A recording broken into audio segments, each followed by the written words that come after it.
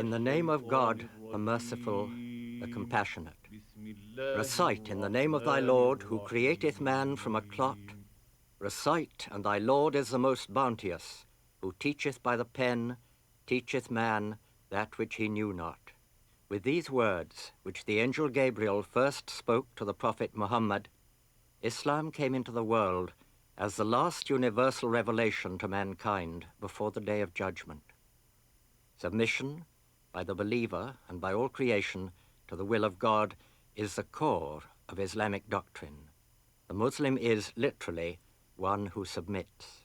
Muslims believe that the final revelation of God to humanity is perfectly preserved as the Quran. Muslims believe that God does not send different truths to men, but rather reveals different expressions and forms of the same fundamental truth through many messengers. Every religion is based on, first, a doctrine, and second, a method. In Islam, the declaration that there is no divinity save God and that Muhammad is the messenger of God is both doctrine and method. Islam does not take as its starting point man's fallen and imperfect nature, but rather his theomorphic essence.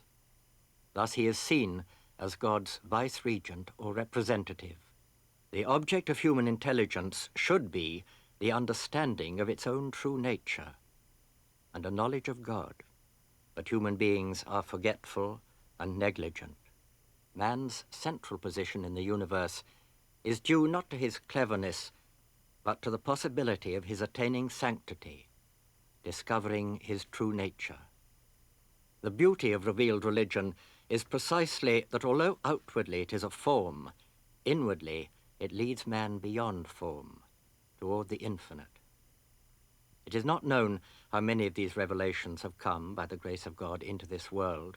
The Quran speaks of numerous earlier prophets before the Quran was revealed to the Prophet Muhammad.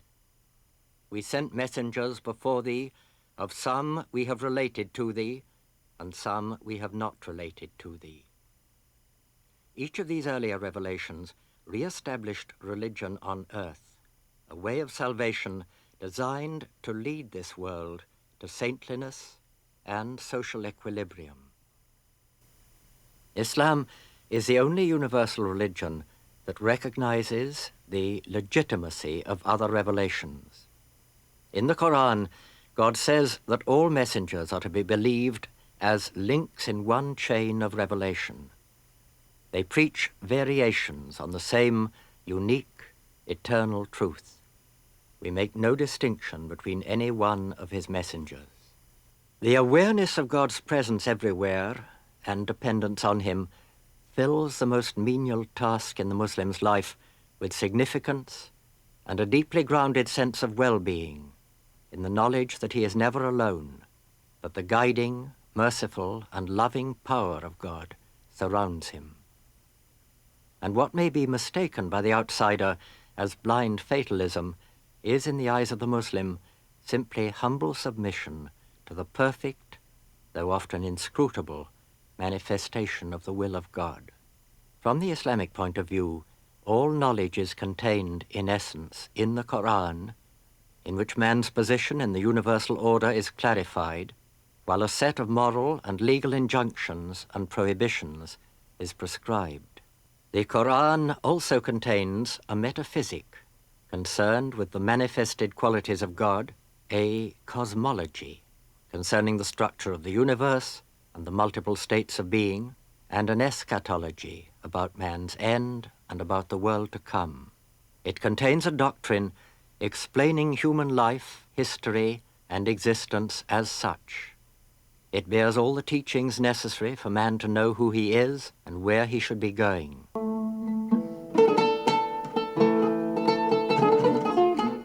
To understand the message of the Prophet Muhammad, it is necessary to know something of the world in which he lived.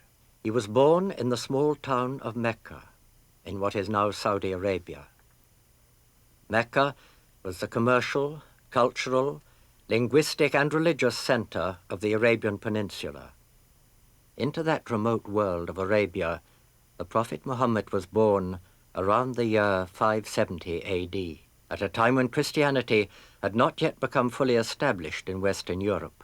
His father, Abdallah, died while his mother Amina still bore him in her womb. Since the Prophet's father was dead, his grandfather, and later his uncle, prominent members of the Quraysh, took over his upbringing and protection.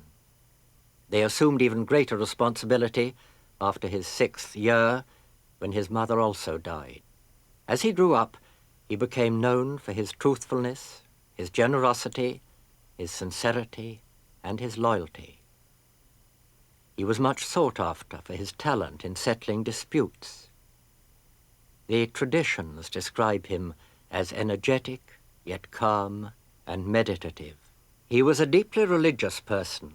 It was his habit to meditate from time to time in the cave of Hira at the summit of Jebel Nur. The revelation began when verses of the Quran were revealed to him through the Archangel Gabriel. His mission as a messenger and prophet had begun. The revelation of the Quran was to continue part by part for a further 23 years.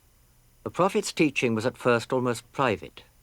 Later, he was ordered by God to preach the religion of Islam publicly.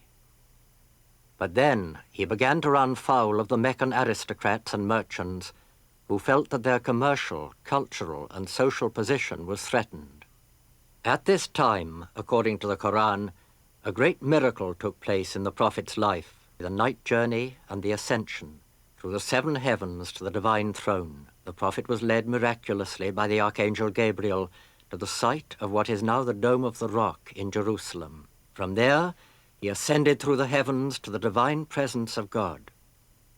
Muslim mystics have taken the ascension of the prophet as the prototypical voyage of the contemplative back to God. In Mecca, opposition to the prophet became so fierce that he and his followers were forced to leave the city. This is called the Hijra, meaning migration, which refers to the journey from Mecca to the city of Medina. In the safety of Medina, the prophet's following grew rapidly. The Muslims received a divine command to take up the sword against the Meccan chiefs. The prophet became the community's military leader as well as its spiritual one. In the words of the Quran, "Fight in the way of God against those who fight against you, but begin not hostilities. Lo, God loveth not aggressors." The waging of war is subject to the rigorous conditions of sacred law. The term jihad means effort, and by extension, holy war.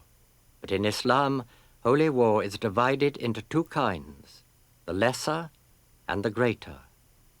And the interior warfare in man's soul is considered greater than external military warfare. This striving, which the Muslim must carry on within himself, is the combat against the soul's evil and disruptive tendencies. Its goal is inner peace. The principal practices of Islam are called the 5 pillars. These are ritual activities which are seen as sources of grace and ways of purifying the believer. They bring him nearer to God by strengthening his relation with him. The first pillar is the declaration of the Shahada.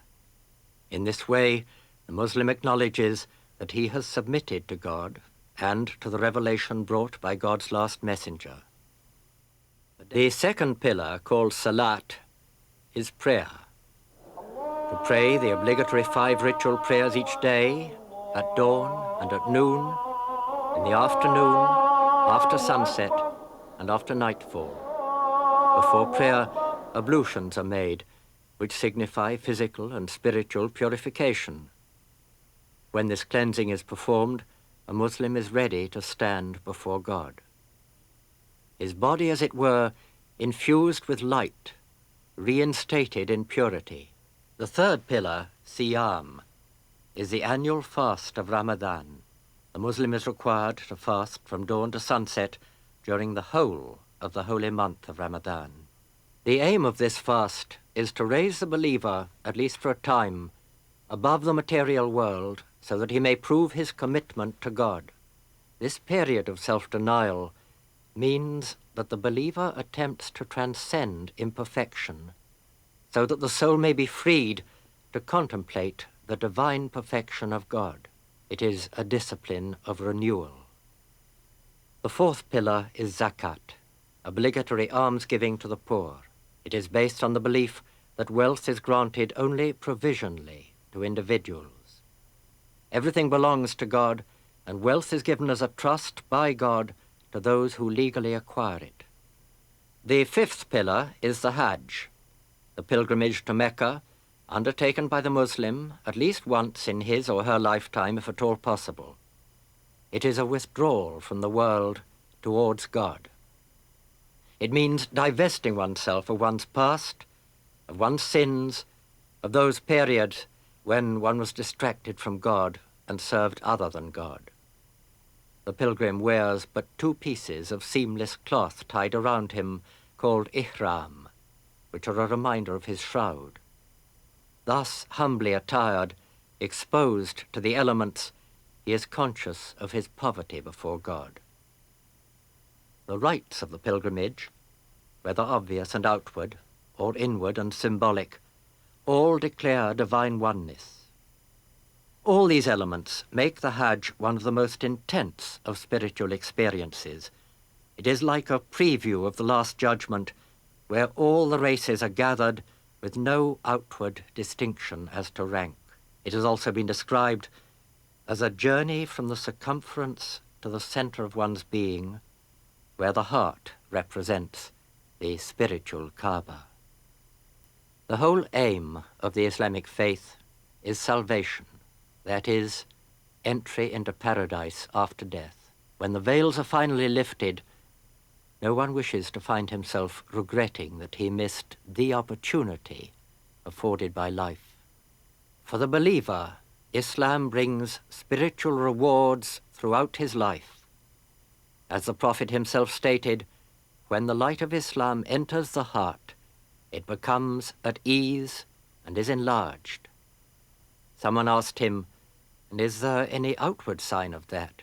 To which he answered, "Yes, a withdrawal from the abode of the illusory, a coming back to the abode of the eternal, and a making preparation for death before it comes upon one."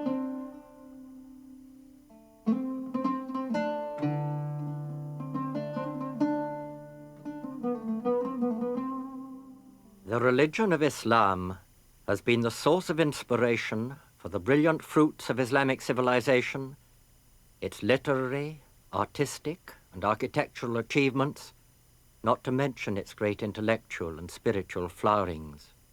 The purely secular realm does not exist in Islam. Islamic law covers every detail of life for the individual and for society. This opens the way to equilibrium for those subject to the sacred law, and for the few, to the spiritualization of a person's whole being. Within Islam, there also exists the spiritual or mystical path for the few who have the vocation and the aptitude to seek sanctity here and now. This spiritual way, known as tasawwuf or Sufism, is the inner or esoteric dimension of Islam. Spiritual attainment is considered the essential criterion of a person's worth. In the Islamic world today, as always, men are generally valued and respected for their spiritual qualifications over and above their social standing. Saints and mystics and religious scholars continue to be the most venerated by sovereign and beggar alike. The spread of Islamic political power was not exclusively through conquests. Very often, pious, saintly Muslims were responsible. Kashmir, for example, was converted by the preaching of the Muslim saint Sheikh Ali al-Hamadani during the late 14th century.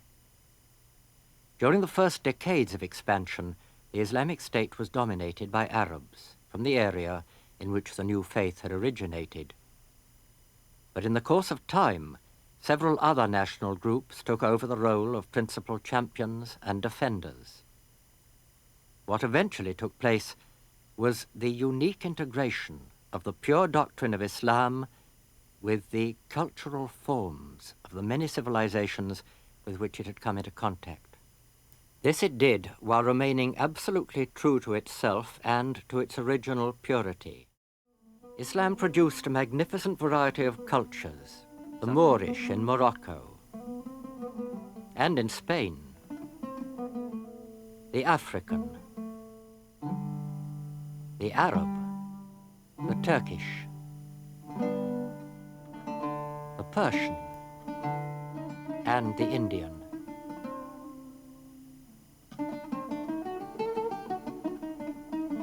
All of these great cultures remained true to their own ethnic genius, yet at the same time became thoroughly Islamic and parts of a single Islamic civilization.